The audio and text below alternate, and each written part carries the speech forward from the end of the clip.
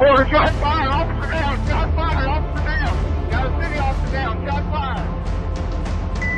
223, be advised, we have a visual on enemy paratroopers at grid Papa uniforms. Welcome to the Resilient Warrior Nation, a podcast dedicated to inspiring hope and healing for first responders, military veterans, and anyone facing PTSD and trauma. Hey guys, welcome to another podcast episode of the Resilient Warrior Nation. I'm your host, Mike Morgan. Today I'm here with a very special guest. You guys are going to know exactly what I'm talking about in a second. As usual though, at first I like to explain why I wear this shirt. This is not a proclamation. Unafraid is the name of a company owned by a man named Eddie Penny. He's a former Navy SEAL, Team 6 guy. And in the spring of 2023, I sat down to watch a Sean Ryan podcast episode in which Eddie was a guest, not knowing that literally the trajectory of my entire life was going to change. During the course of that podcast, Eddie was recounting the story of the Extortion 17 incident in which a Chinook was shot down in Afghanistan by insurgents, killing all 38 souls aboard. This included 17 SEALs. It was their largest loss of life ever in one event. Included in the dead was Jason Workman, Eddie's best friend. And as Eddie told the story of escorting Jason's body back first to his hometown in Utah and then to his final resting place in Arlington National Cemetery, he began to cry. He was upset, rightly so. And I simultaneously began thinking about a call that I had had 5 years before. I am a 30-year medically retired police officer, and that call consisted of a 2-year-old that was found floating in a pool. A beautiful little girl named Dana Sikorsky. She survived. She had a hypoxic brain injury, but during the course of that call, it was literally the one call in my 30-year career I started to cry. But men don't cry, and as I started, I told myself, "You fucking pussy, stop," and I immediately ceased. Meanwhile, it probably would have been the best cathartic thing I could have done for myself, but again, we don't show emotion. So as I'm watching Eddie tell his story, and I'm listening, and I'm thinking about Dana, I began to weep. There's no other way to say it. I had been experiencing, and now I'm retired at this point, almost a year. I had been experiencing bouts of depression, anger, rage, just general unhappiness. I'm pretty self-aware, but I was not sure of the origination of my feelings. So as I'm crying and literally had no idea what was going on as I was crying, I kind of put two and two together quickly and realized I had suffered some sort of PTSD in my career. I always mistakenly believed that PTSD was only caused by seeing your brother or sister next to you get killed. But mine was caused by being inside the most devastatingly intimate moments of other people's lives over and over and over and over. And I immediately knew that I needed help. I was not going to be this ornery guy that hated everyone and everything for the remainder of my life. Was just not doing that. And began looking at modalities of healing. Obviously, I thought of traditional counseling at first, but I didn't think that talking to a man or woman sitting behind a desk, telling them the things I've done, the things I've seen, was going to help. I didn't think they'd be able to help me in any way, shape, or form. I'm not putting down on counseling. It's got its place. I just did not think it was for me. So I had been seeing on Sean's podcast and others, mostly special forces operators coming back from war, self-professed broken men, and talking about their consequent healing journeys using psychedelics. So I began researching them more. To be honest with you, when I first heard about it, I was like, "These guys are doing drugs?" I'm like, "What's going on?" The extent of my drug usage is smoking marijuana in high school. Now, let me say that these are plant-based medicines. They are not drugs, number one. So I was mistaken in my initial thought process, period. But as I researched further and saw more stories and testimonials, I realized that I wanted to try them, and ayahuasca was calling me. So last March 1st of 2024, my wife and I went to a now defunct facility in Orlando, Florida, and I literally changed my life over the course of a weekend. During my first journey, as I was coming out of it, let me preface this by saying that 2 former coworkers and friends from my Suffolk County police job that I just retired from had committed suicide 1 week apart. The sergeant actually killed himself in the precinct locker room. But the universe, as clearly as I am talking to you right now, was talking to me and told me that for all intents and purposes, it had healed me from my PTSD, and my life's mission was to go forth and help other first responders and vets heal theirs. I said okay out loud, having no idea how I was going to implement that. But one thing I decided to do was to create a podcast to do for others exactly what Sean Ryan's did for me. And in that, I bring on ordinary people who've done extraordinary things with their lives. We show the highest of highs, the lowest of lows.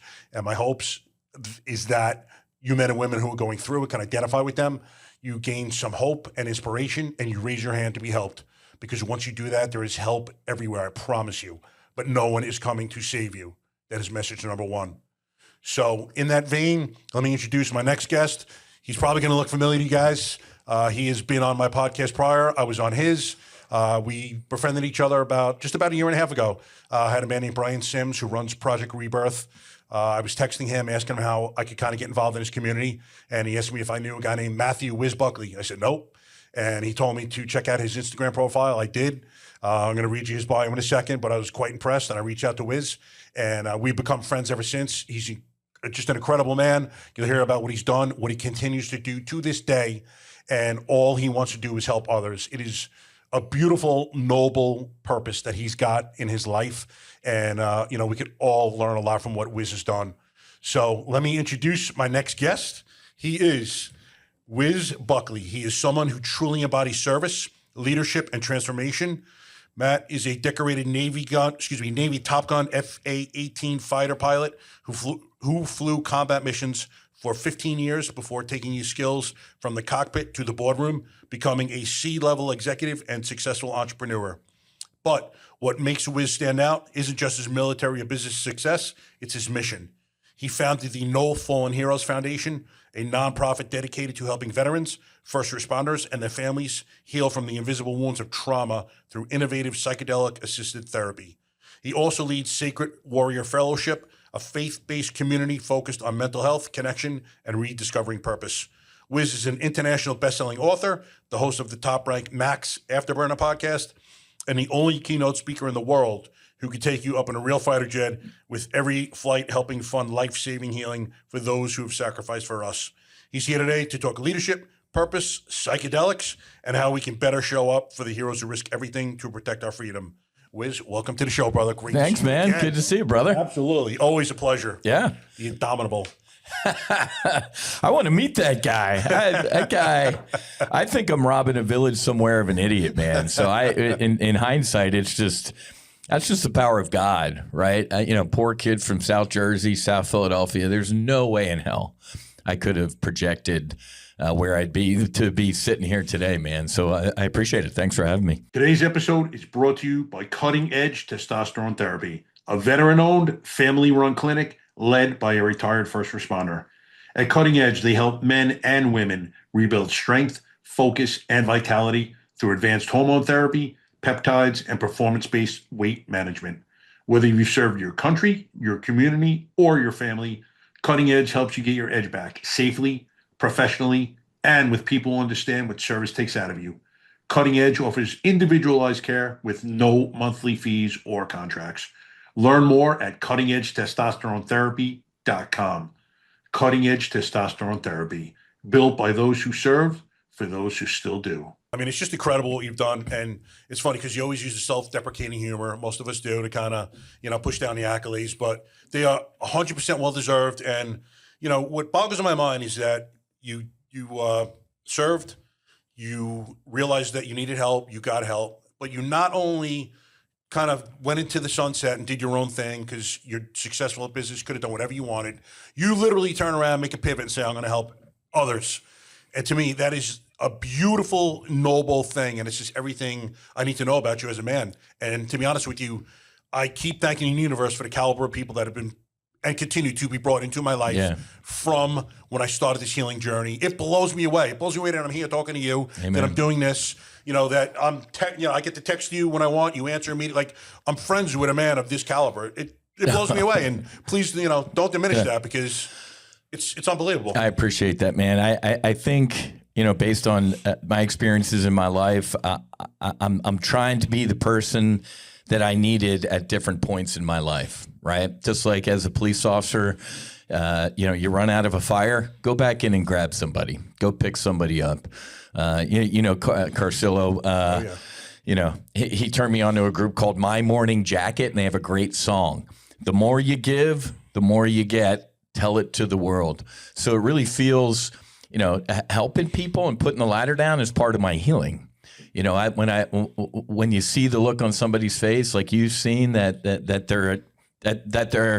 they've returned to who they were before the trauma. Yeah. It just makes you. Yeah. Well, that text you receive, you show them constantly. Correct. There's no more fulfilling feeling in the world. Yeah. And you're consistently doing it. Like, it's just amazing to me, brother. If this is work, sign me up for the rest of my life. Exactly. This is I will never work another day in my life. Yeah. Because this isn't work. That's a beautiful feeling. Yeah. So listen, let's have the listeners kind of get to know you a little bit, where you're from, how your childhood was, your upbringing. Yeah. So born and raised in, I'm one of 6 Irish Catholic kids. So my brother and 3 sisters were born in South Philadelphia.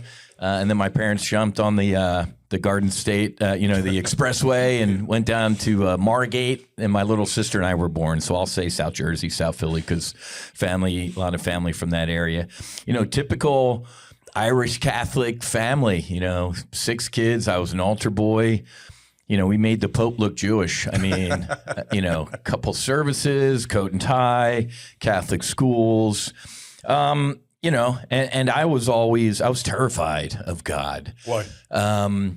Dude on a cloud, vengeance, don't piss this guy off, man. It shoots lightning bolts out of his fingertips. You go to hell. You will burn in hell forever if you like sin type of thing. Yeah. I was terrified of God.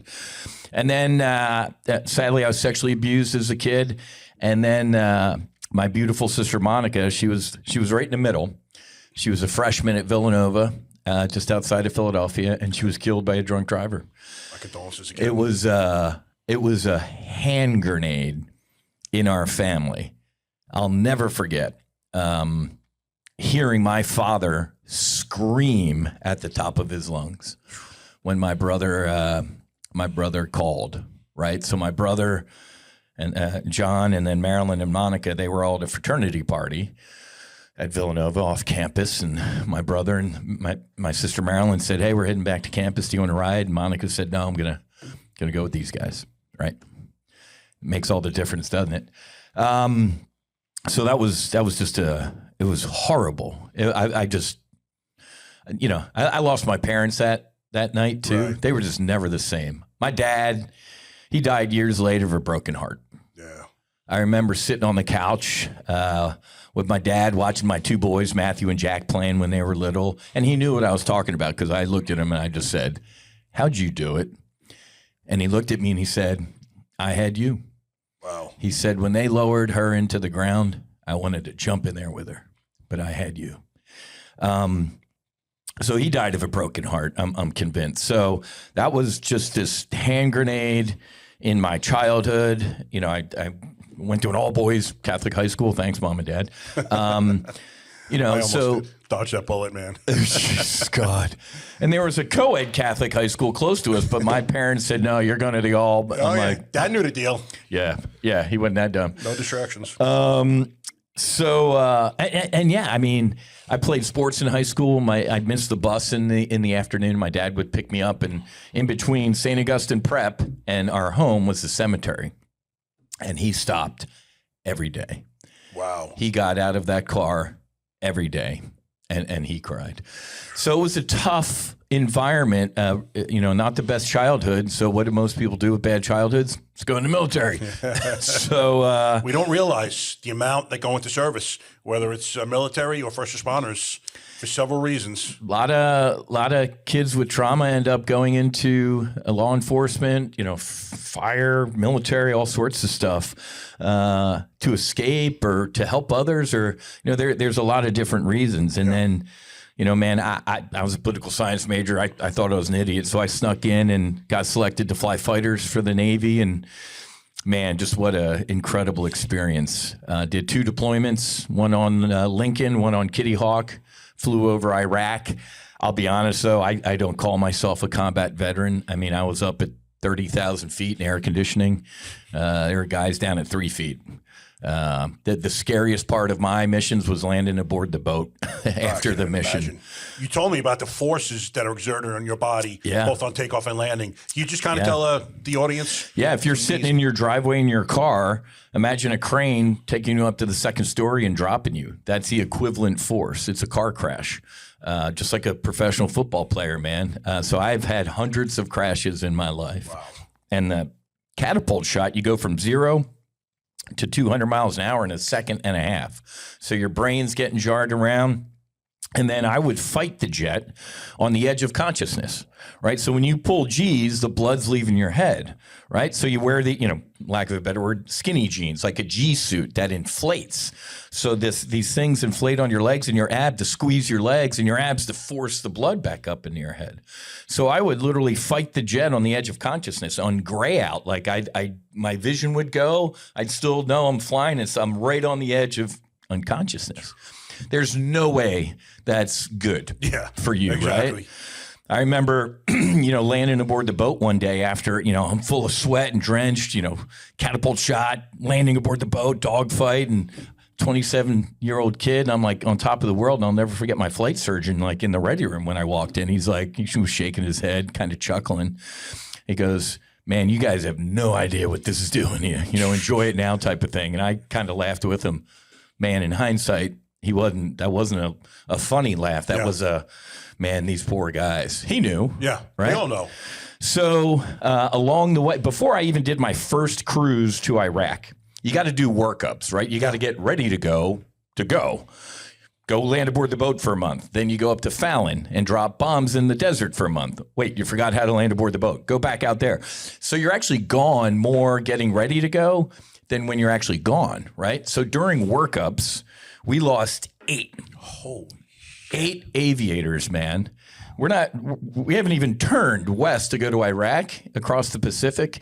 And I'm already like, this is my introduction to naval aviation. What kind of time period is this that you lost 8? Months. Holy shit. Is this normal?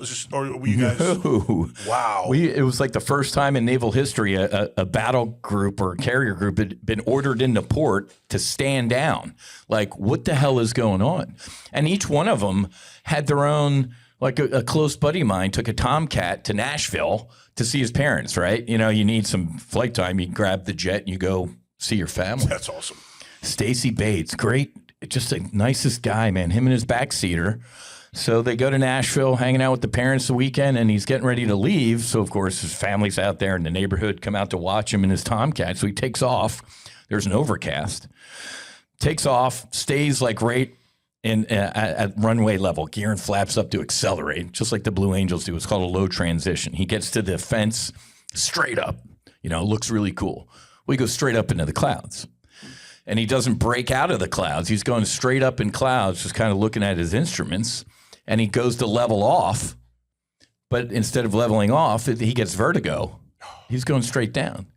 He pops out of the clouds at 1,000 feet, going straight down, 400, 500 knots. Pulls about 10 or 11 Gs and hits a condo. Kills 4 or 5 people in the condo. They both die, obviously. We had a Prowler, which is a 4-seater. The guy G-locked off the coast of San Diego. He passed out due to G's, pulling G's. They're flying like right down towards the Pacific, and the guy in the right front seat's like, holy shit, the pilot's out. They eject, and they all kind of eject into the water. So 3 of them died. Wow. We had a midair collision in Fallon. We had a night catapult shot off the Lincoln. The guy went, the flight controls failed, and he just went, it was insane. I'm like, oh my God. And these were friends. Yeah. I had K9. I had dinner with K9. He was the night catapult shot. I'm like, oh my God. We hadn't even gone to Iraq yet. So in 15 years of fighter aviation, 16. So not a single combat loss. This is all training, weather, stupidity, mechanical issues. So I'm like, holy crap, man. I'm beating the shit out of my body. Yeah. And are you having second thoughts now after these 8 pass about what you're doing, what you got yourself into, or not really? No. Okay. Not in it. Okay. That happened to them. That's not going to happen to me type of thing. And as you know, it's a, fighter aviation, the military, elite performers. It's a tonight we drink, tomorrow we die mentality. Yeah. We'd pull into port in Hong Kong or Singapore or Dubai, and we would fucking light it up. Yep. So I was probably an alcoholic or just a drunk, man, because I wouldn't drink to drink. I drank to drank. And then along the way, 4 F-18 brothers put bullets in their heads or just checked out, man. It's 4 suicides. I'm like, holy shit, man. And this is early in your career. Yeah. These guys committed suicide? Throughout. Okay. So some were after we got out. One was... he was a groomsman at my wedding. Captain Eric Swenson, Swede. Beautiful bride, 5 kids. You know, I don't know why he's not here anymore. You know, it's heartbreaking. It is.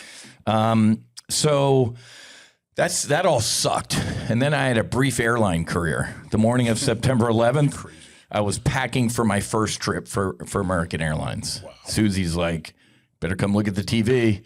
Saw the second plane hit. I knew we were under attack when I saw this. I'm like, duh. I raced out to Naval Air Station Fort Worth because I was flying fighters in the reserves and American Airlines. And I went from potentially flying in an airliner that day to shooting one down. So I bring that up because that was my brief airline career. I got a photocopied letter from American Airlines the next week like, dear crew member, you're furloughed, which is a polite term for laid off. Right.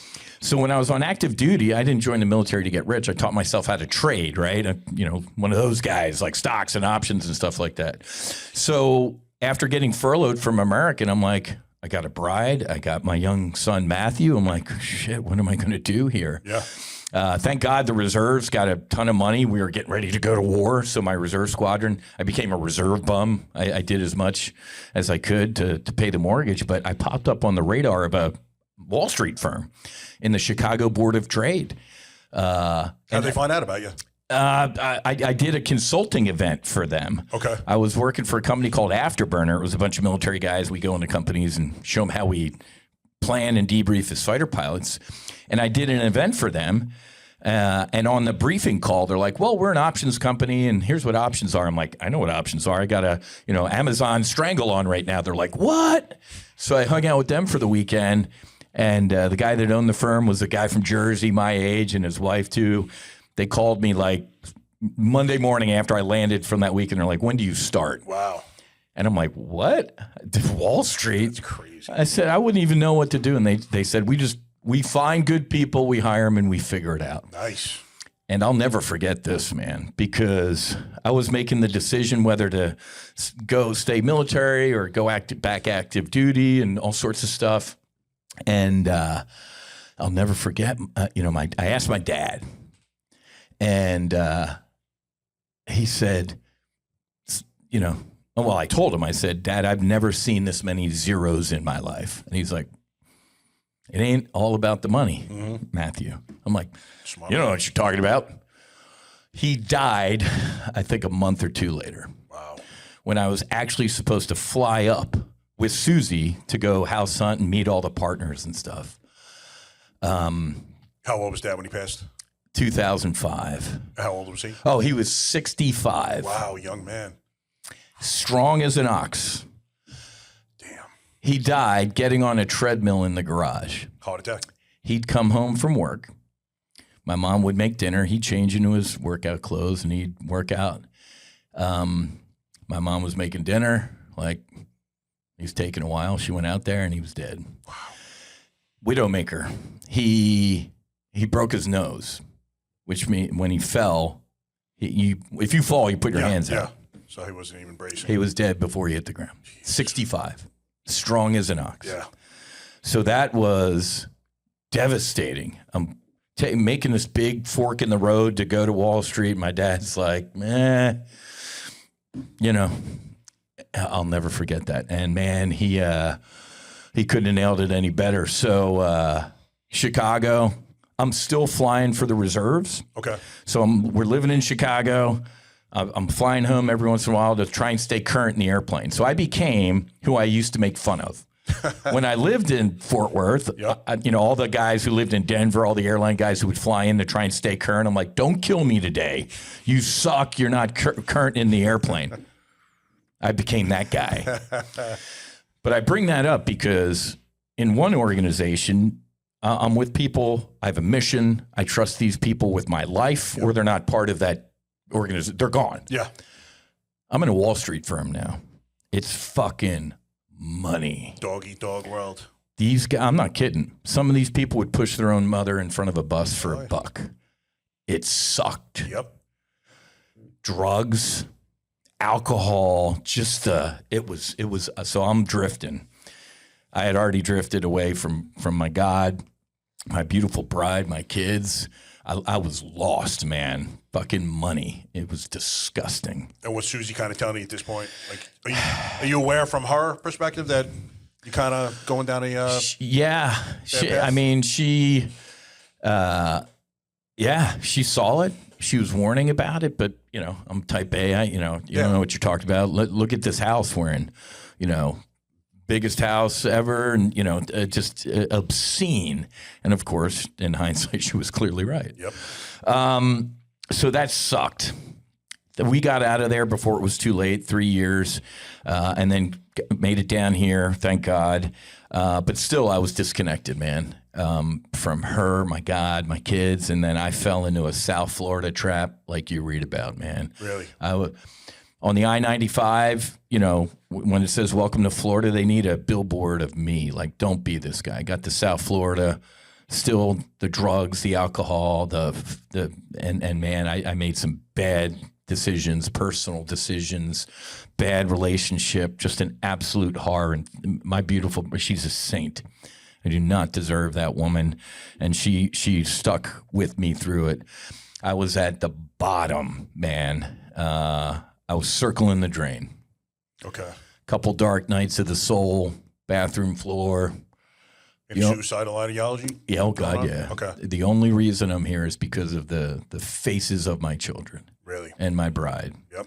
And what, yeah, man. I would not be here. Stopped a lot of men. If it wasn't for my kids and my bride. So I skipped off the bottom, but I was still skimming the tree lines. Yep.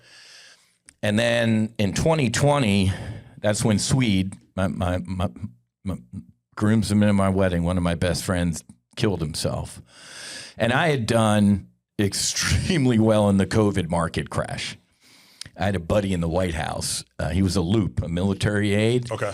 December of 2019, he's like, dude, something fucking escaped from the only level 4 lab in China, a biological weapons facility.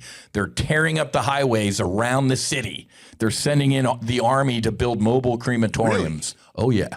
I didn't realize they knew that early. Oh, my God, yeah. I thought everyone just found out late January. That's when it started. They started. Yeah. The government started because it got out, and they had to, right? Well, to your point, you ready for this? I did outsider trading. What's that? Insider trading. There was like a bunch of senators and congressmen who got kind of knew what I knew and went out to a microphone and said, what? Remain calm. Everything's fine. And then they left, got on their phone and called their brokers and called their friends and families and told them to get out of the market. That's insider trading. Yeah. They did an investigation, of course, and a year or two later found out, well, no, that's okay. Shocker, they were all cleared. I did outsider trading, so I run Top Gun Options. I told fucking everybody who would listen. I got banned on Facebook. I got banned on YouTube. I told everybody, I'm like, this shit is coming here. Get out of the market. I said, buy puts on the S&P 500, get long volatility. January 22nd, 2020. Donald Trump is in Davos, you know, the annual Beautiful People Convention in Davos, Switzerland every year. Yeah. So Joe Kiernan, I'll never forget this because it's so part of my story, is Joe Kiernan's interviewing Trump in Davos. And it's like a throwaway question at the end. This is, January 22nd. He's like, wait, Mr. President, what's up with this China flu or the China bug? Dumb question, Joe. You're an idiot. Why would you even ask that? I trust Xi Jinping. Great backswing. Been to Mar-a-Lago. You're an idiot. Not coming here. I was on a live trade brief. I looked at the camera and my members. I said, he's lying. Get out.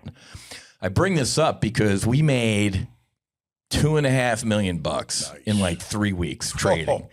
I remember one day market's looking good here. I'd be a buyer of stocks. The next day, the Dow went down 3,000 points. Damn. We made like $750,000 in like minutes. That's crazy. I bring this up because this massive windfall, and then my brother Swede checks out. I'm like, the fuck am I doing? I said, Susie, we got to do something about veteran suicide.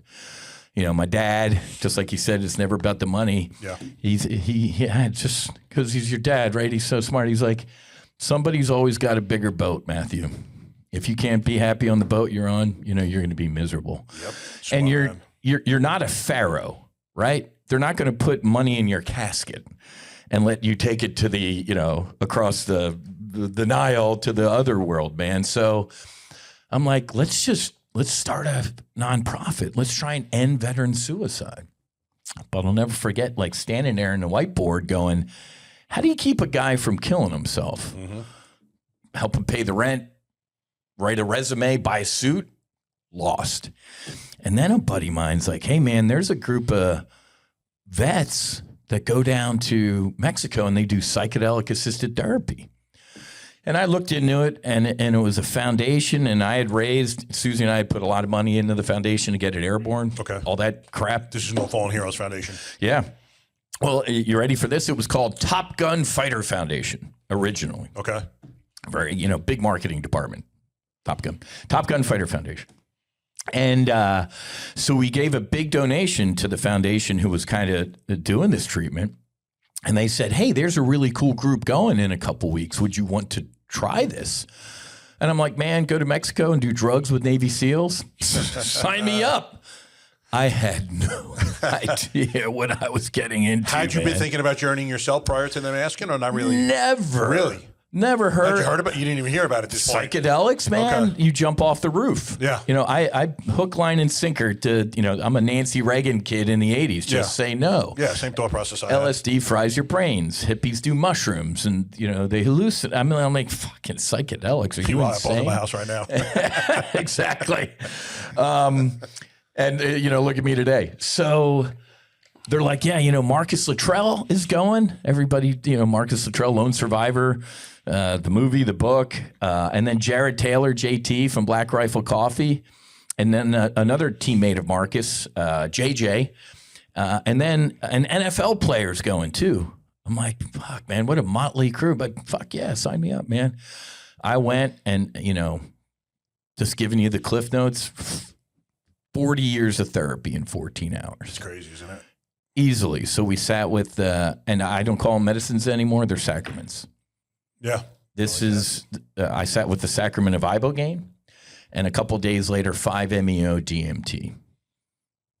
14, I've done some challenging shit in my life. This is one of the most challenging things I've ever done. It wasn't fun. Yep. It wasn't recreational. The next day, I felt like I got hit by a bus driven by God. I mean, this was. How long were you in it, so to speak? The ibogaine, I was down for 14 hours. 14. Easily. Okay. Now, let's talk about Robert Gallery, man, because. He's the former NFLer. NFL guy. Iowa, right? University of Iowa? Iowa. That's funny. When you first told me his name, I'm like, I remember that cat. Hawkeye. University of Iowa, huge. Big dude, man. Yep. College Football Hall of Fame, played for the Raiders. I'm glad you brought that up because, so you fly into San Diego. Why? Because if you do what we're talking about in San Diego, you're a felon. If you do it an hour south at the clinic we went to, it'll save your life. Yeah. Go figure. And I'm going in early March myself. There we go. Yep. Ambio. Oh, that's awesome. Yeah. Trevor, Slider, they'll take care of you, man. Yeah. Trevor was on the podcast, actually. Episode dropped like a month or so. Great good guy. Yeah. So I bring this up because, you ride in a little convoy, bunch of cars, and I'm in the car with Robert. Just met the guy. Fucking 6'7", 350 beast. Monster. But he was dead. He was gray. It was an iceberg. It was a gray, dead iceberg 1,000 yards in there. the back seat. And let's fast forward to today. He's a different human being. I bumped into him a year after this at a fundraiser. I'm like, oh my God, who's this going to kick my ass? I didn't recognize him. Really? He's a different human being. Wow. The reason I bring this up is because you asked how long I was in. He was down for a day and a half. Holy shit. So it's funny because like me, 14 hours, I'm downstairs. It's like Christmas morning. I'm running. I'm like, hey. And he's like not moving type of shit. And like halfway through that day, we're all downstairs except him. And I know the doc probably felt that we were a little nervous. We're all like kind of, He's like, he's getting exactly what he needs. He came down like later in the night, maybe trying to have a little bit of soup, right back up. Then they put an IV on him, but the medicine, the sacrament had a lot of work to do. Yep. with Robert. Now he's got, athletes for care or whatever it is. He's getting ibogaine to his football brothers. Nice. He's putting a ladder down. Yep. And he's like, Whiz, when I was in that car with you, that was it. If that didn't work, I was going home to Lake Tahoe to kill myself. Yeah. He's like, this was so many times, brother. Yeah. This was, I hear all the time that like, this was it for me. If this didn't work, I was on my way out, which is pretty cool that God acts that way, right? Absolutely. So holy shit, man. This experience was the most spiritual, religious experience of my existence. And let me break down the ibogaine, because I know you're a big Aya guy, and I can't wait to see you after your I can't wait to journey. I know my life's going to change once again. I love it. Yeah. Yeah, I'm so proud and happy for you, man. Because the fact that you have some situational awareness, you're probably going to be able to do a little bit more maverick than goose. A lot of folks are just kind of goose in it, which is fine. But let me brief some ibogaine real quick, because I know everybody listens to your Aya stuff, and what an incredible sacrament as well. Each one of these has their own special stuff about it. Yeah. But the ibogaine, man, I'm lying there, and I remember, your law enforcement, military. I read the manual. I read it front to back, back to front. Highlighter, writing notes. And it's funny because I'd read a page, and I'm like, all right. Good brief, and then there'd be a paragraph. Warning, nothing can prepare you for what you're going to experience. Exactly. I'm like, oh, what the fuck? Now I'm scared.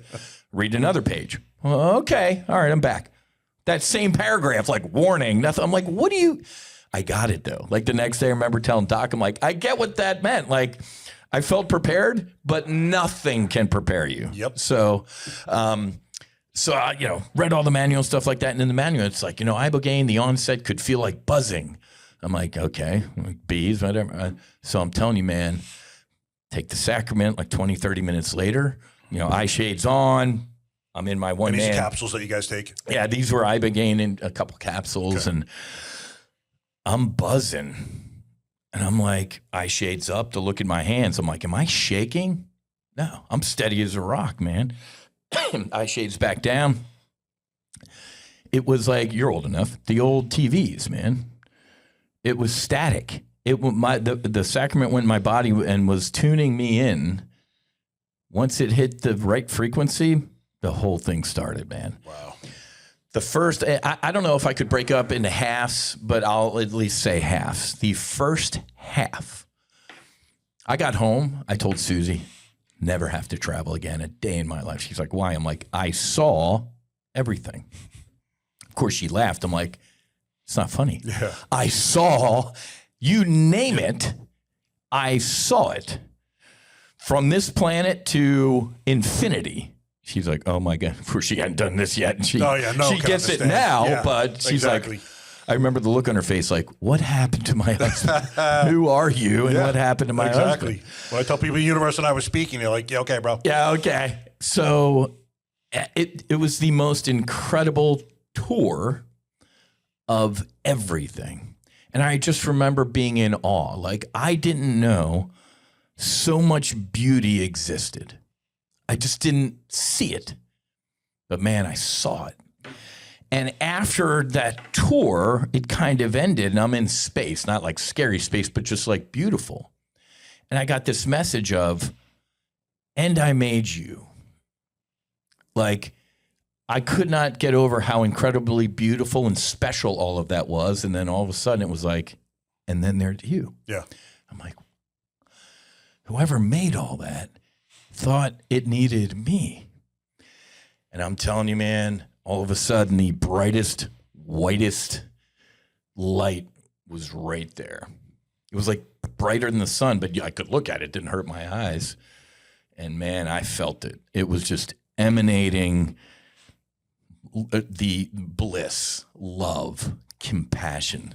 And of course, I'm not that much of an idiot. I'm like, oh man, I'm pretty sure I know what this is type of thing. Yeah. And I'm like, are you God? No, there was no words. It's just energy, messages, right? God didn't have a mouth. It was like, yes. Man, I just felt, first of all, I felt ashamed. Not that I was lying on my back, but I was like on my knees. I was embarrassed. I was ashamed. I couldn't even look at it. You know, I'm a drunk. I'm a horrible father.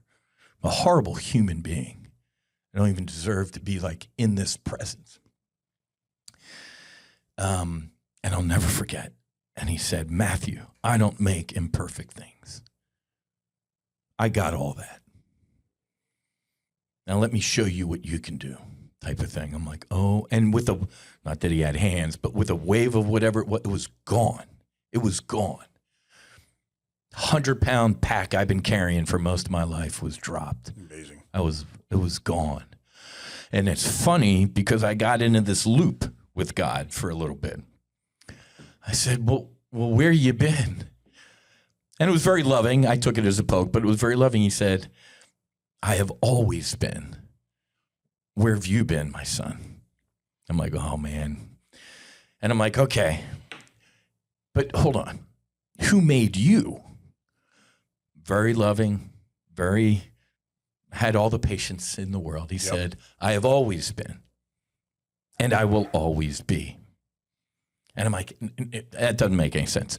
Who made you? If you've always been, who made you? One more time, he gave me I have always been, son, and I will always be. I'm like, nah, dude, you're not listening to me. And he just kind of lifted me up, and I exploded into infinity. I felt forever, and I got it. It was, you know, years later, laying in bed at night, I can't process that. But I'm here to tell you, I can't get back to that feeling. Yeah. I will when I transition. But to demonstrate, I felt it. And I know, you know, people listen like, that, what the fuck? There is no, and it answered a question I had for decades. I always wondered if my sister Monica was bored in heaven. Like, been here for a while, where's everybody type of thing. Yeah. There is no time. There's only now. And that now was forever. And it was bliss. For lack of a better word, it was orgasmic. And it wasn't a, man, it's been going on for a while, when's it end? No, it was that moment. And it was infinite. So it was just absolutely incredible. So that was, you know, the first half was the tour. After the tour ended, God, you know, I had my moment with God, and then it was a camera. It was God. It was like God and I sitting in a movie theater next to each other, and you remember this or that? It went through everything, man. And at one point, there was my sister Monica. She was beautiful. She was angelic. She was perfect. The last time I'd seen my sister was in St. Elizabeth Ann Seton Church with a broken neck in the casket. I can't even, you know, my daughter Keely's about to be 19. Right. When Matthew hit 19, it was a tough year. And then when Jack hit 19, I'm like, I can't even imagine. But she was perfect. And then my dad was right next to her. He was young, and I couldn't remember the last time I had seen my dad smile. Really? Really smile, happy. Yeah. And they were both perfect. And it was peace. I haven't felt that peace since I was a kid. Wow.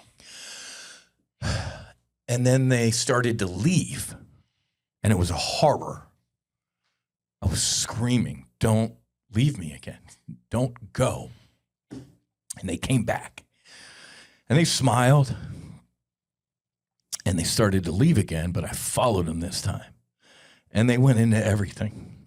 They went into my daughter, the trees. They didn't leave, man. Yeah. They're right here on this podcast. And I was healed. Decades of trauma. It's just a higher level of consciousness. Mm-hmm. Now, don't get me wrong. You know, a couple days a year, their birthdays or when they died, I miss them on those days. I miss the hug, but I got it, and I get it. I get it, and I've just never felt that peace and that grace of God than in that moment. And then he took care of so many other Do you things. take that forward to this day? You still feel at peace on the daily? Absolutely. That's beautiful. Absolutely. When I meditate, I can get back to those moments, right? When you pray, you speak to God. When you meditate, God speaks to you. So I'll put on my playlist from the Mission Within, and within 30 seconds, I'm back in it. Really? I can sit there and get back into it. Absolutely. Before this experience, meditating, my nose is itchy, my nose is, my ass, and I got an email to... Just hyper-focus now. Yeah, I can get back to those moments. Day later, we did 5-MeO DMT. I was a 52-year-old at the time. I did a forward flip in the bed. Really? It was an exorcism. And they sell it to you like, 14 hours in the Ibogaine. They're like, 5-MeO DMT's 10, 20 minutes. Yeah. I'm like, I can do that standing on my head. Holy shit, dude. That was intense. It's a rocket ship. It was the Millennium Falcon, man, jump in hyperspace. I went from 0 to infinity, to white, oneness with God.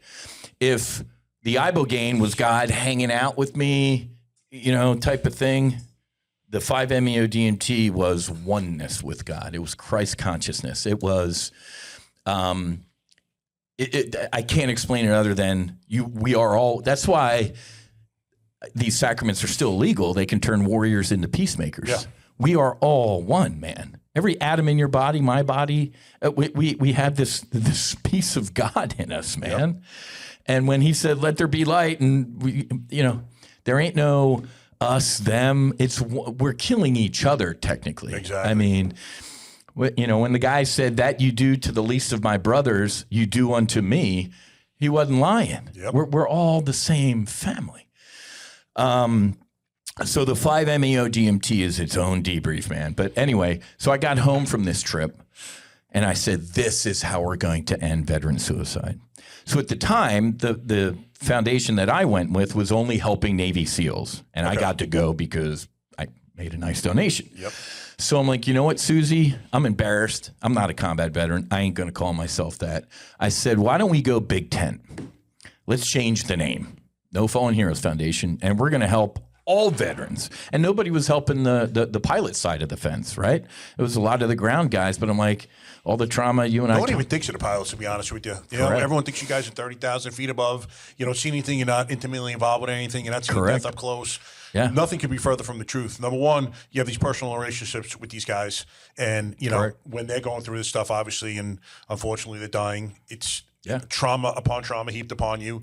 And then, just the physical calamity that your body is taking on TBIs on a daily basis for you guys. Correct. How destructive. Well, and the moral injury, too. One of my brothers, you might meet an Ambio slider, had a weapons delivery go wrong in Iraq, killed 3 generations of innocent Iraqis, 12 people. Wow. And he carried that. I just did. I just had a podcast drop today of an Army Apache veteran and law enforcement. He got out of the Army and was a helo cop. He was a forward air controller. Two vehicles leaving an ambush. He's like, bad guys. And he said they were Brit helicopters. They smoked the first car, mortar tubes and everything, and he's like, I'll never forget this, Whiz. The Apache pilot, looking at the second car, he's like, are you sure you want me to engage? Boom. Mom, dad, kids. He's like, for 19 years, are you sure you want me to engage? Has followed me, even in my quietest moments. And he did a Sacred Warrior Fellowship retreat up in Fort Pierce in September. Family was there. Oh, really? And he said, it's psilocybin now, right? Psilocybin. Okay. He said, Whiz, they were perfect. They were angelic. And they forgave me. Really? They forgave me. They were happy. And they said, let us go. We're okay. Worry about you type of thing. I'm like, oh my God. So yeah, nobody was really thinking about the aviation side of the house. No. So not only that, let me share with you this. What is it? 3, 5? It's single-digit percentages of the number of veterans who are combat veterans. So I got home and I talked to some aviator female veterans. They said, Whiz, we'd love to heal our trauma. I'm like, oh, well, combat? And they're like, nope, rape and sexual assault. I never realized the percentages of women and men that suffer. And men. I have a good friend of mine that suffered as a Marine. These savages who were supposed to be his brother, did things to him when they were drunk one night. Disgusting. It was horrible. Yeah. MST, so military sexual trauma. So we went home, and I said, Susie, let's go Big Tent. No fallen heroes. And then, as you're well aware, a lot of veterans, when they take off, or they leave the military, they take off that uniform, they go home, and they throw on a first responder uniform. Cop, fire, rescue. And they don't take off the trauma. Yeah. Now, as you're very well experienced at, I had a buddy who was a 20-year Marine and then like fire rescue in Miami or Coral Gables or something. He's like, dude, my 20-year Marine trauma ain't nothing compared to my first responder trauma, what people can do to children or each other. So I'm like, you know what? Why don't we do veterans, first responders, and families? Gold Star moms, dads, spouses.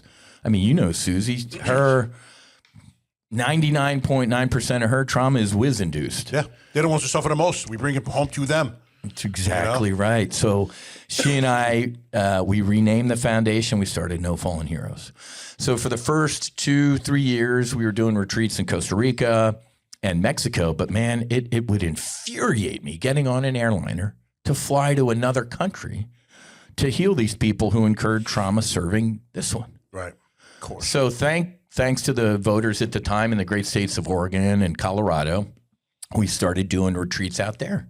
We did a couple retreats in Colorado. We did a couple retreats out in Oregon. And I'm like, man, this is great. And now a lot more states are coming online, right? Held New Jersey, New Mexico, Texas, Ibogaine Initiative. So the states are moving forward.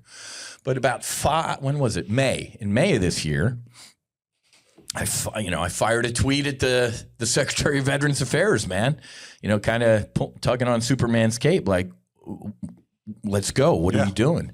Said, hey, Whiz, I'd love to meet with you. So I flew up to D.C. and I met with Secretary Collins, which was awesome because right around that time he was in a cabinet meeting where I've never heard a president of the United States say the word veteran suicide. But in a cabinet meeting, Trump looked at him and said, what's going on with veteran suicide? And he's like, it looked like he didn't expect that question. He's like, well, Mr. President, to be honest with you, we're throwing a lot of money at it, and the numbers are staying the same or they're going up. So we're actually looking into psychedelics. Man, Susie ran into the office. She thought I'm yelling at the TV. She's like, what's going on? I'm like, look.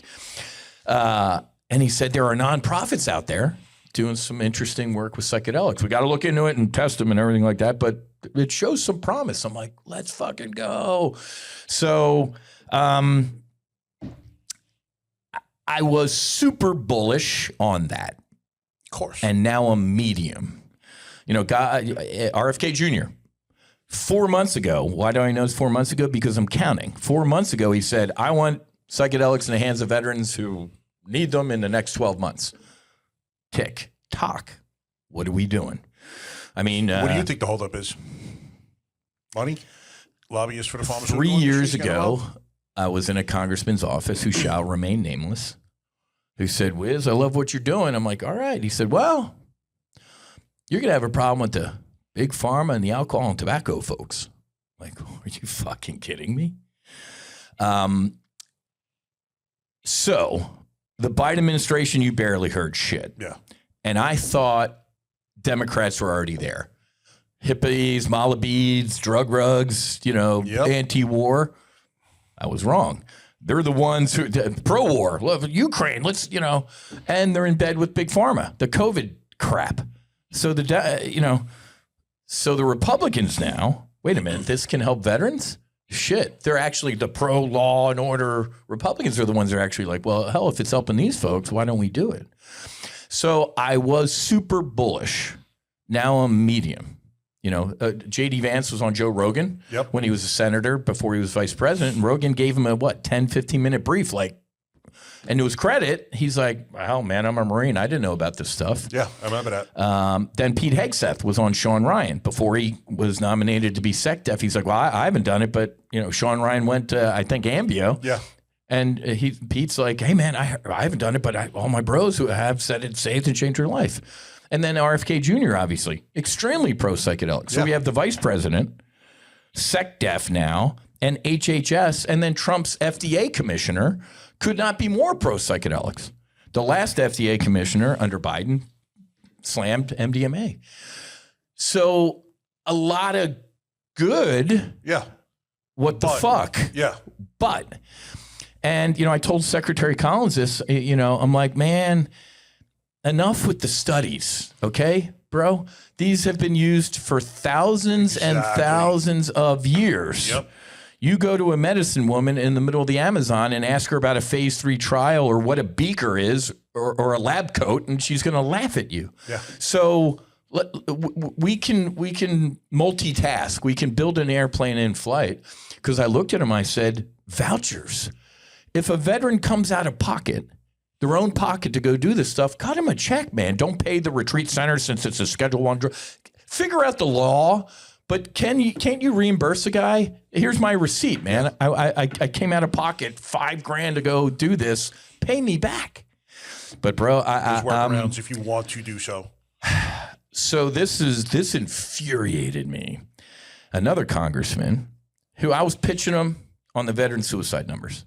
He was like looking at his watch, like, when's my next meeting? I'm like, the fuck? He's an appropriator, money guy. Yep. So I actually had to pull out my briefing card the lobby firm like gave me. I'm like, well, the VA spends whatever it was, $50 billion a year on PTS treatment and medication. And he's like, well, okay, well now you're talking. I'm like, now I'm talking? Didn't give a shit about the lives. It was the money. Yeah, we'll get down to the bottom line. Here's what made me almost vomit. He goes, well, Whiz, it healed you, right? I'm like, fuck yeah, it did. He's like, well, if we heal these veterans, then they're not disabled anymore. So we don't have to pay them the disability payments. I'm like, oh my God, you soulless human being. That's the shit that you're. Long answer, short question about, well, why? Dude, when you fly into DC, it literally is the Beltway. When you get out, it's you need to shower, right? Yeah. So that's how they're thinking. And I told the dude, I'm like, oh my God. I'm like, hey man, how about instead of calling it a disability payment, it's a sorry we fucked your life up for 20-year payment. Change the name of it. Exactly. So you really want to see veteran suicide numbers spike? Heal them and then take the only money they've been getting each month in a check. This is, I'm telling you, man. So, long answer, short question. I'm, well, first of all, I don't care. I mean, I care for a certain point. General Patton, great quote. Lead, follow, or get out of the way. Yeah. Right? So 5-6 months ago, meditating, God speaks to you. I'm like, what am I doing? This was the most religious, sacred experience of my life. I was terrified of God.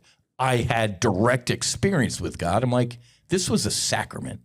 Just like I was taught the bread and wine or the body and blood of Jesus Christ, I started doing some research. I'm like, man, there's entheogenic churches, right? There are churches that use these as sacraments. I'm like, fucking let's go.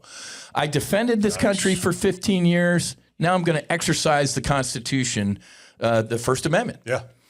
I love this. It's the first one. Congress shall make no law. One more time. Congress shall make no law respecting the establishment of a religion or preventing the free exercise thereof. They can't tell you how you can and cannot worship your God. We fought a war over it, right? I'm like, fuck yeah. So I started Sacred Warrior Fellowship. And what was it, 93 or 2, whenever it was, they had to come up with the Religious Freedom Restoration Act to make it even more powerful, right? And then there's been precedent. There's been court cases. There was a federal judge earlier this year. There's a church in Utah called Singularism. Okay. They use psilocybin as a sacrament. Kicked down the door, arrested the guy, took his sacrament, and threw him in jail. Federal judge said, are you insane? Let him out immediately, give him his sacrament back, and he can sue you for violating his constitutional rights. Nice. Oh, yeah. So I'm like, you know what? Let's go.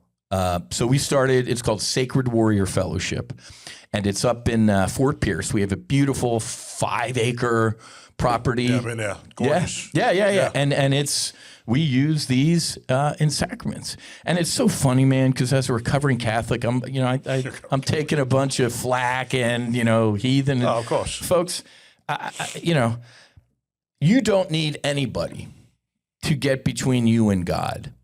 A dude with a hat, an altar, a rabbi, it's you and whether it's the Mormon church or the Catholic church, these things are fucking businesses, man. Oh, yeah, 100%. The amount of money. Catholic church, they asked me to tithe my salary, 10% of my salary. Unbelievable. I mean, the Mormon church, you have to meet with a church elder once a year with like your taxes, and they want to see if you're, I'm like, oh my God.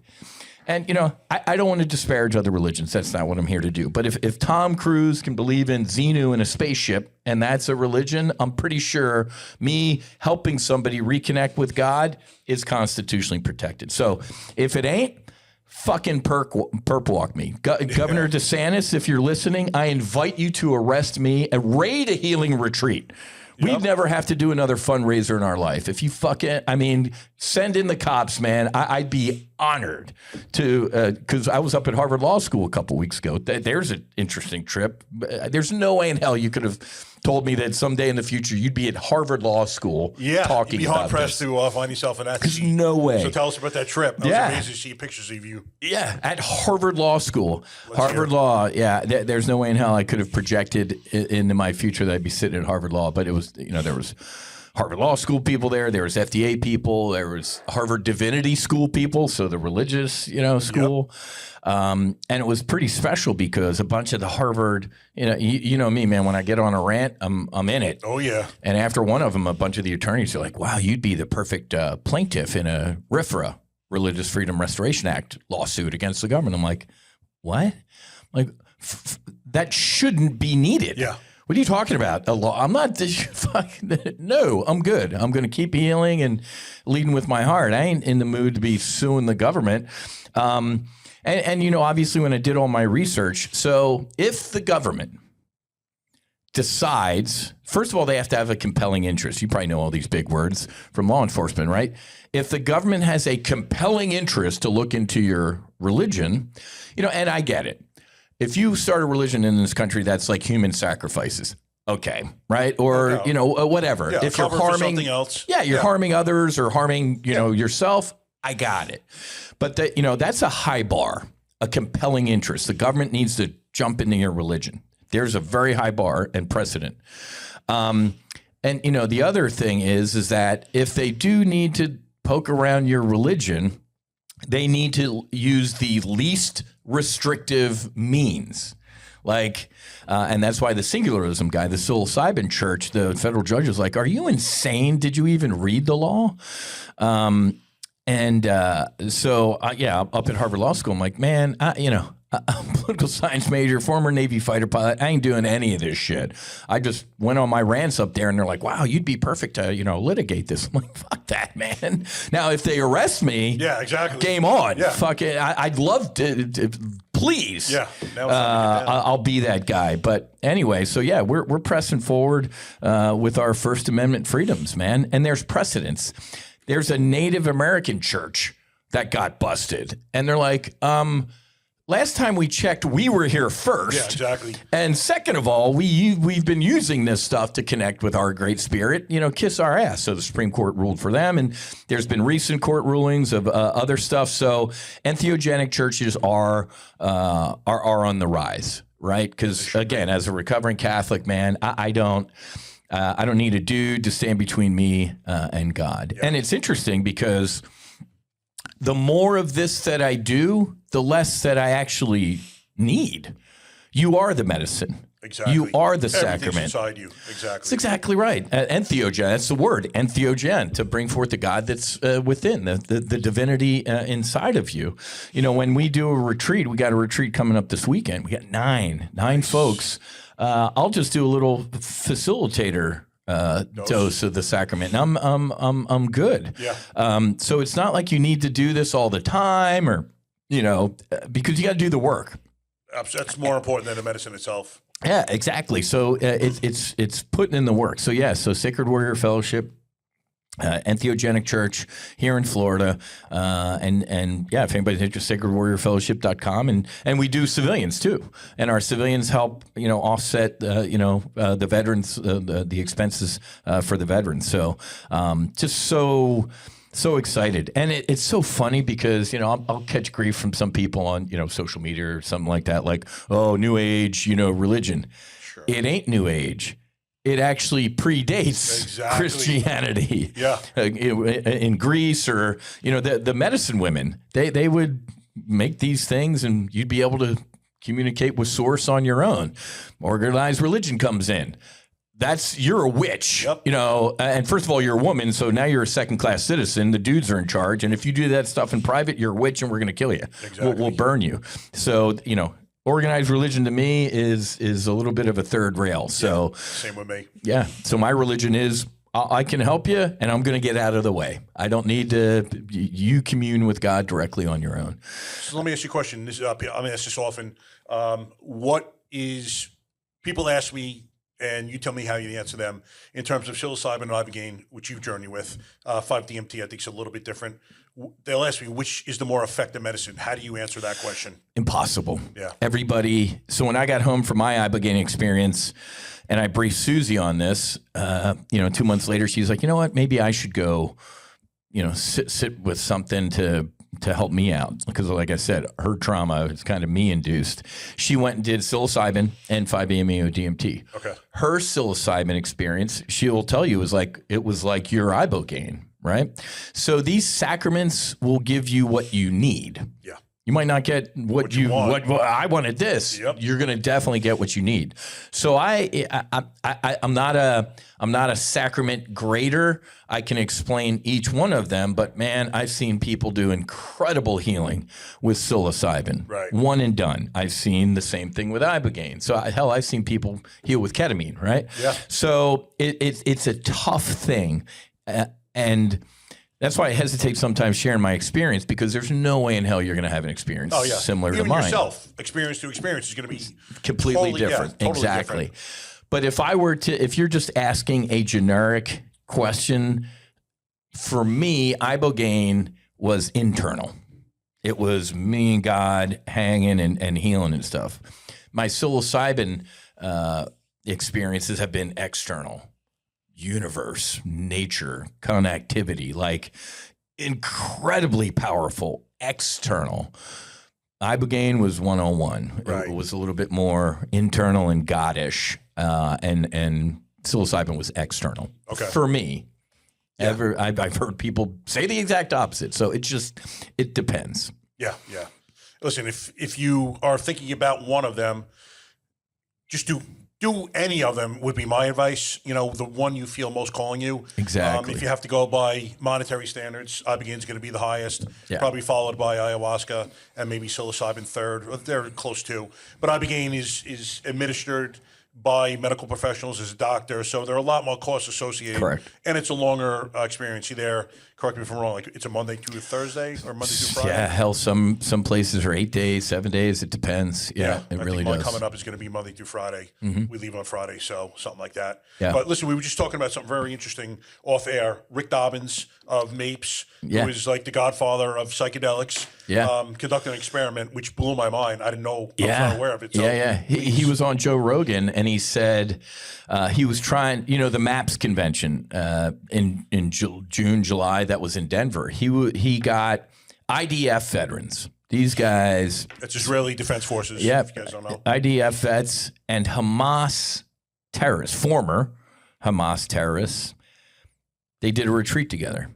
Can't get two bigger adversaries than that. They killed together, and they're best friends. People always chuckle when I say this. If I could kidnap Zelensky and Putin and do a retreat, the war would be over. And again, people probably just chuckle when I said that. It's not funny. It's a fact. It's the truth. When you, on the other side of this stuff, you will see that we are literally all one, period. And it's not a joke, folks. You will experience this.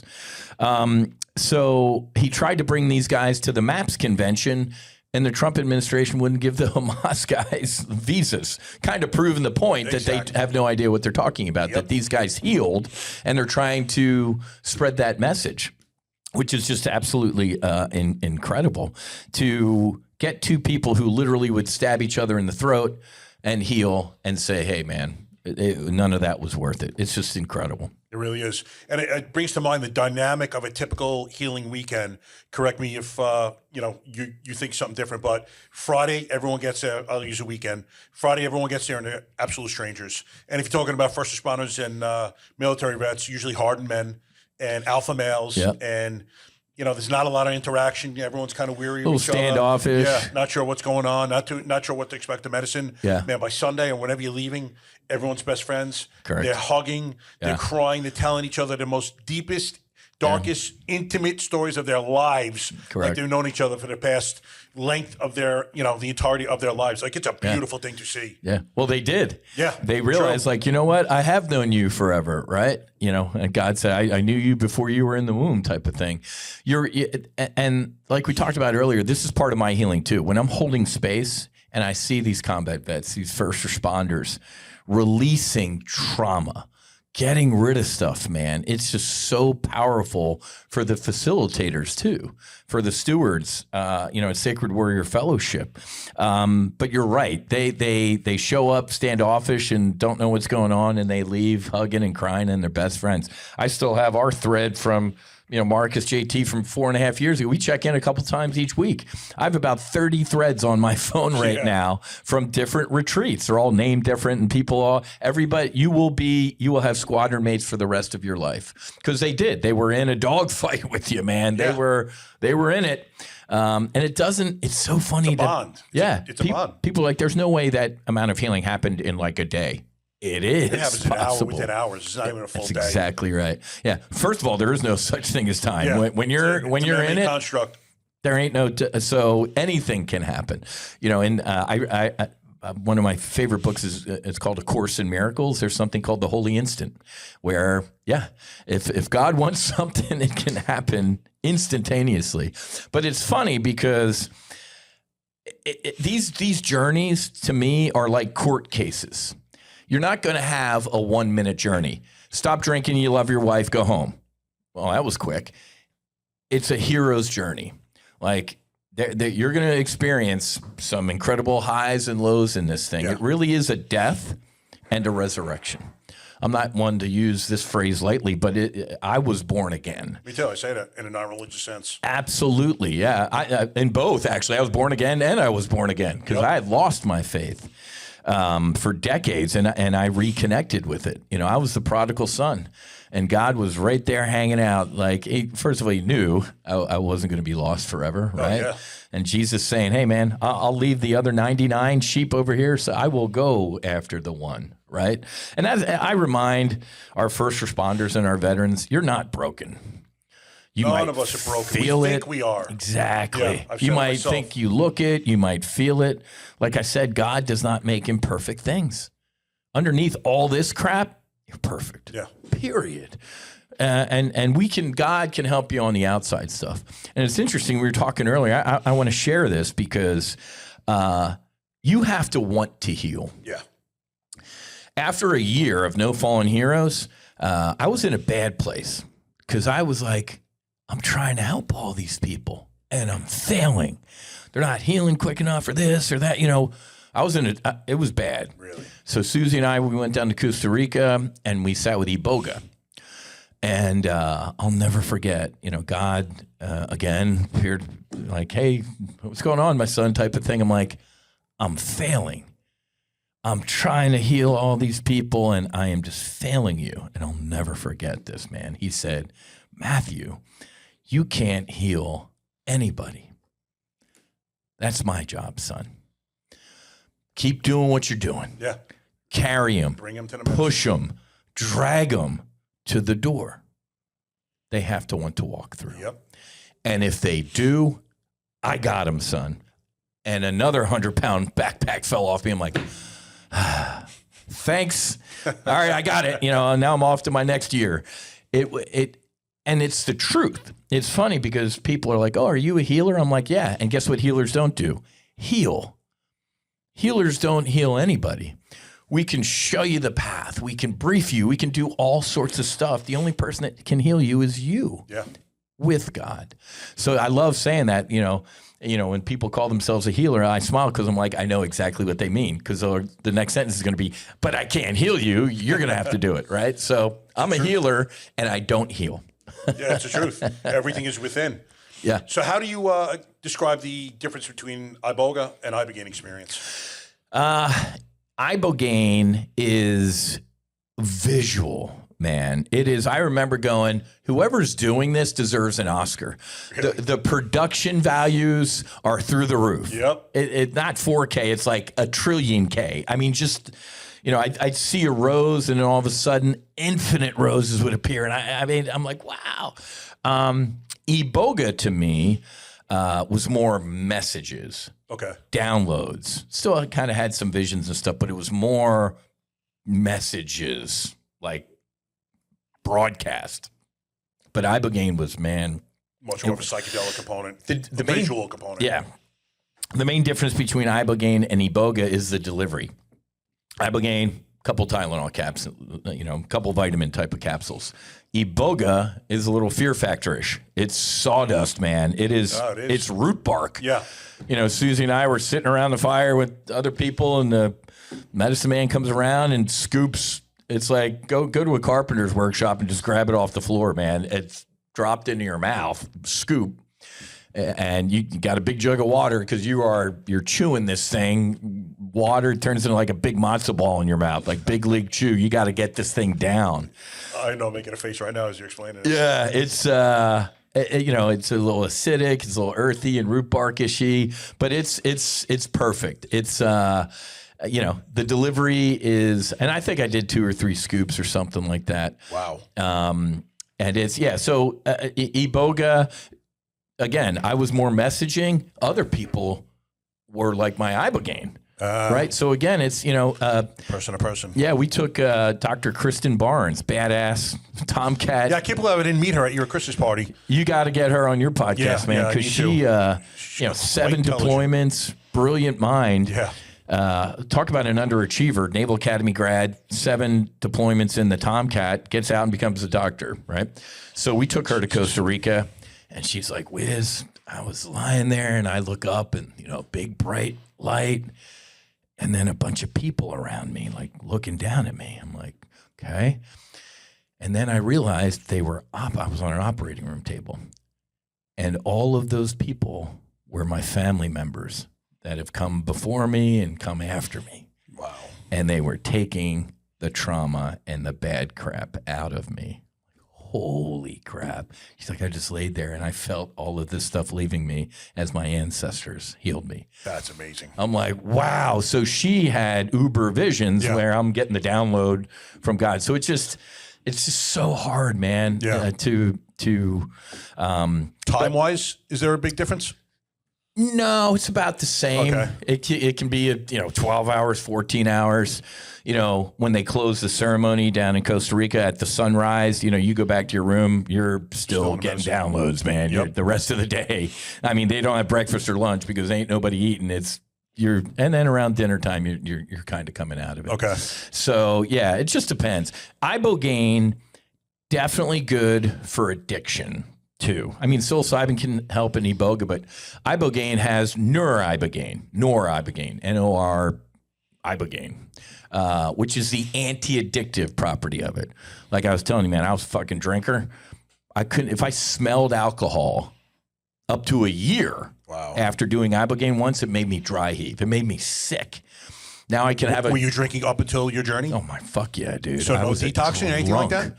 No. I mean, I read the manual. It said, "Hey, at least a week or whatever." Okay. I'm like, no. Yeah, I followed the manual to that, but no, I'm just saying I was a drinker. Right.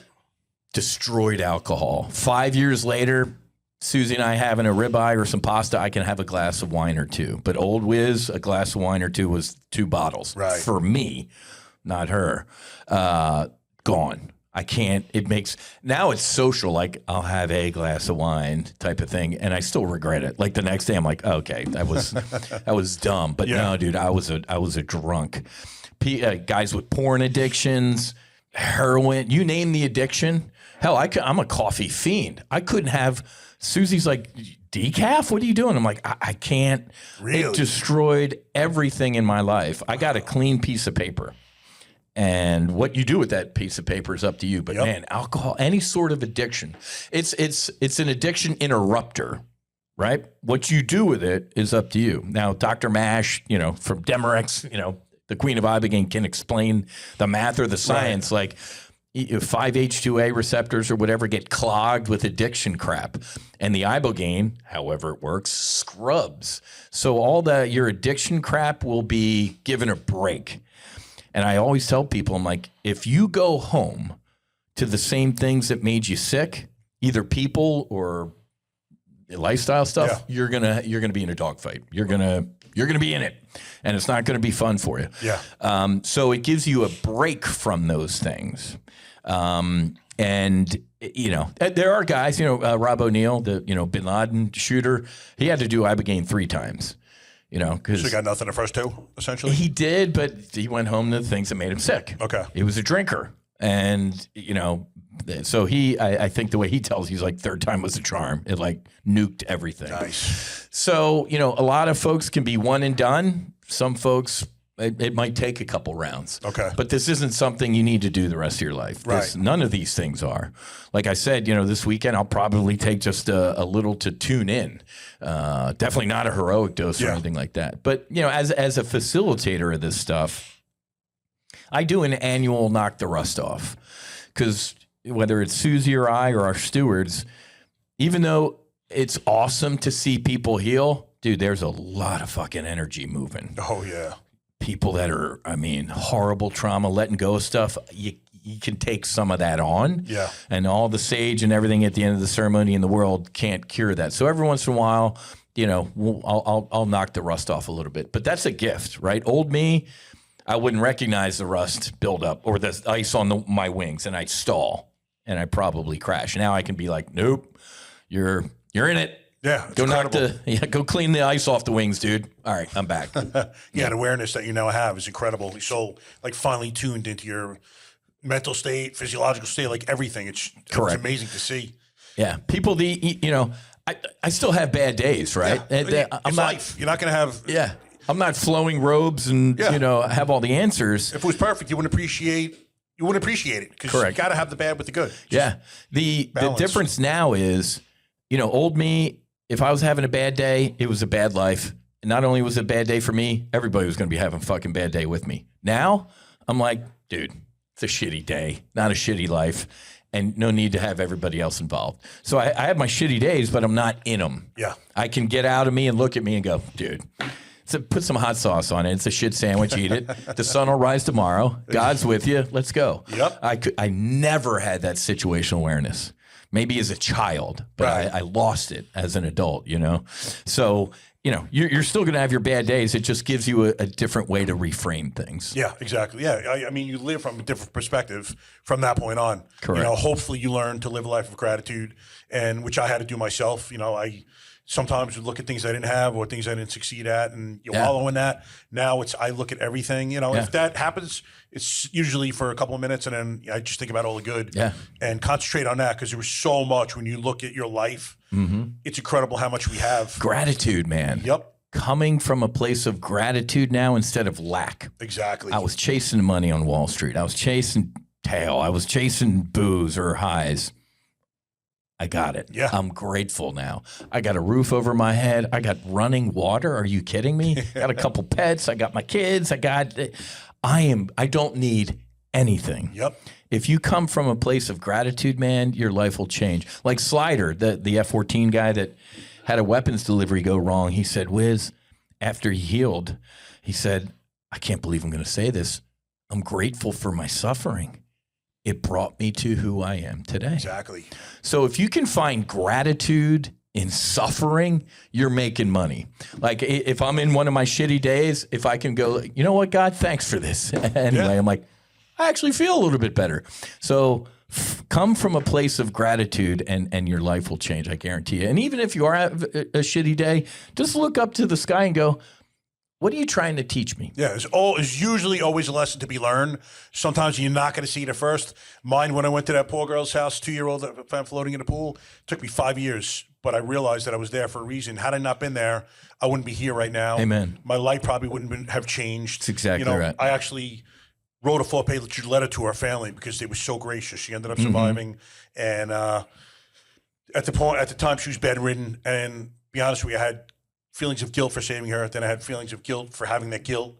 And I wrote a 4-page letter, man. It was tear marks all over that thing. But I told them what I'd gone through because they were so gracious. They were always inviting me in the house, and I was declining. And I went in one time, and I saw her, and it was radio traffic on the radio, and I pretended it was a call. And I'm like, 220 copy. And I'm like, guys, I got to go. And I'm like, never again. I started to cry. And I'm like, I can't do it. And I wrote a letter, explained everything. Mr. Sikorsky called me, and we established contact. And I said, I just want to let you know your daughter is going to be saving lives for the rest of my life through me. Like, I was supposed to be at your house for a purpose. It was me. And I saw that. And, thank God that I'd seen that. Sometimes you'll never know why you were put through what you were put through. But it's usually for a reason. There is. And again, hopefully you learn that lesson. So at the end, I don't know if it was at the end of my first, when I reconnected with God, I treated this like a combat mission. I went in with 5 intentions, and I went in with 5 questions. And man, everything was answered. And again, I don't know if it was at the end. I remember God going, "You good? This is it, man. You're natural. This is what you got. Wait, type of thing." I'm like, yeah. And then I'm like, whoa, hold on, God, 1 second. I said, one more thing. I said, why Monica? Why so young? Just why my sister? And I'll never forget, man. He said, I know. Trust me. And I felt it, man. I'm telling you, I felt it. And I was healed. He said, I know. Trust me. To your point, I'm sitting here with you. And if it saves one person's life that's watching or listening, done. So that was the answer. God knows why you were there. And you're here. So. Well, you made a post last year, brother, that brought me to tears about your sister. And Whiz did not include this in his story, but there was another girl at that party that Monica went to that night. Oh, God. Yeah. And as she was leaving, Monica offered her seat in the car, her ride, to this girl. This girl took it. She got home safely. Yeah. And then Monica, unfortunately, went in the other car. Yeah. But so who knows why, man? Maybe this girl is going to create someone do something or have children that are going to do this or that. Correct. We don't know what the plan was. Yeah. But, first of all, it shows what type of girl she is in offering that girl a seat and just saying, I'll get the next one. Yeah. But secondly, man, there was a reason for why that happened. Amen. I don't know. Maybe it's what you're doing right now for people. If that did not happen in my life, I most likely would not be sitting here. Exactly. I can trace just about everything to that moment in my life. So, yeah, I'll never forget that. He said, I know. Trust me. I'm like, I will. That's incredible. Yeah. One other thing I wanted to touch on was integration. I think is a beautiful part of ceremonies, and integration basically consists of after sometimes the end of one day, depends on facility going to what medicine you're taking, but it's essentially where you guys all get together and people speak about what brought them there, what they've been going through, how their journey was, and how they plan on taking it forward in their lives. And one thing that I've been blown away by is the amount of men that have suffered sexual abuse. My sympathies to you because you mentioned it earlier for yourself as a child. I think the estimate is 20% of men and boys have suffered. I say at least double that. I think it's at least 40. Thank God I've never suffered that abuse, but I was that little child too, and it could have happened to me as easily as anyone else. Correct. But for you men who have suffered it, obviously you women, it goes to you too, but we don't talk about these things as men because there's a stigma attached and we feel weak and, just all these other feelings are attached. If you guys have suffered as a child, it is so important that you're still suffering.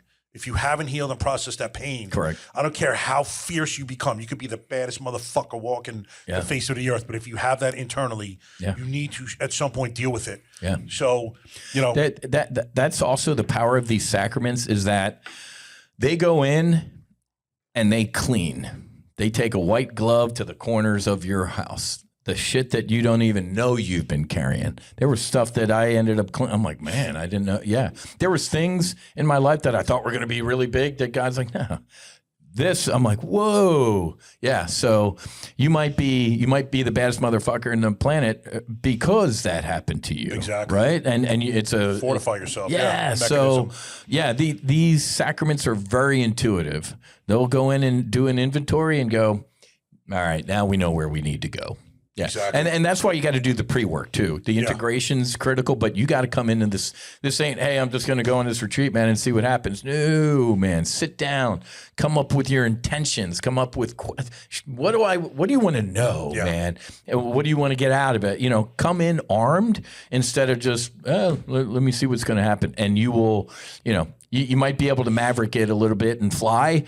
If not, you might just goose it, and which you'll get what you need, but it's good to do some prep work. Yeah. Yeah. And again, like you said, you may do a prep work and, 5 things you wrote down may not come up in your journey at all. Yeah. But the 5 things that do come up in your journey are probably the 5 things you need. You needed. Yeah. That's exactly right. There's no way out other than through. That's exactly right. The only way through it is through it. Exactly. So, all right, brother, it's been unbelievable speaking to you again. Yeah. You and I are going to be doing some stuff together. We are going to I'll announce it now because it's just one more person has to check it off, but I'm pretty confident it's going to happen. So Whiz and I are going to be doing a monthly podcast from the Big Dog Ranch and Rescue. It's the biggest cage-free, no-kill facility in the U.S. Yeah. They have a PTSD program attached to that in which they take shelter dogs and train them up to become service dogs for veterans and first responders suffering.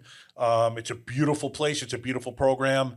And Whiz and I will be hosting. We're going to be bringing guests in. They're going to be telling us their stories. We're going to have a representative from Big Dog, and they're going to be speaking about programs that they have, such as one I think is absolutely beautiful, is if you get deployed, and I think this program is going to be geared a little more towards special force guys because they get deployed a lot more than conventional forces. But for the entirety of your deployment, you can bring your dog to Big Dog Ranch. It will be cared for by professionals. If there's training that's got to be kept up, they will train your dog while it's there. I mean, feed it. It is a beautiful facility. They will take care of it. You have nothing to worry about, and it's absolutely free. So I love that program, and I want to bring as much awareness as we can to that. Oh, yeah. And, brother, just, I love that you said yes, co-host to me, with me. I mean, I love it. We're just trying to help. That's it. So one team, one fight, man. We are all on the same team. We're all in the same family. And like we talked about earlier, that you do to the least of my brothers, you do unto me. You are, there, but for the grace of God go I, Exactly. So put the ladder down and help each other out. We're all just walking each other home. Yeah, it's the truth. And that's the one beautiful thing about journeying with these medicines. You realize we're all connected. And unfortunately, most of us don't. I would say 99% of the world, unfortunately. So instead of giving the world a Coke, we should give them a shot of Aya or psilocybin. Aya capsules, psilocybin, lemon tecum. It's funny, man. Speaking of Harvard, as we wrap up, Timothy O'Leary, he said we should put LSD in the water. Probably a little too out there, but I get the sentiment, right? Because you're exactly right. If we took a national day of psilocybin or ibogaine or Aya, this country, and you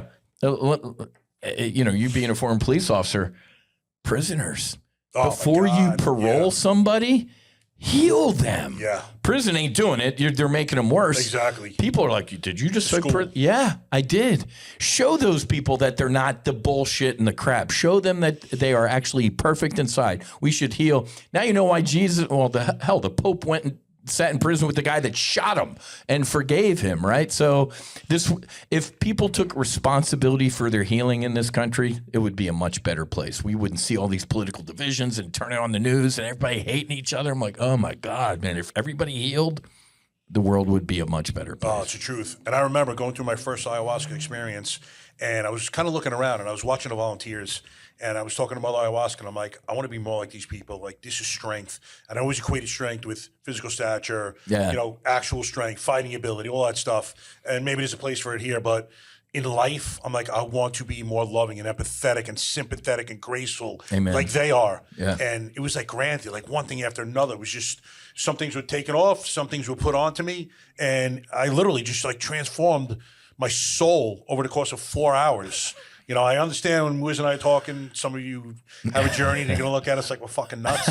But I assure you, you're talking about like 2 alpha males. Correct. Not soy boys, not hippies.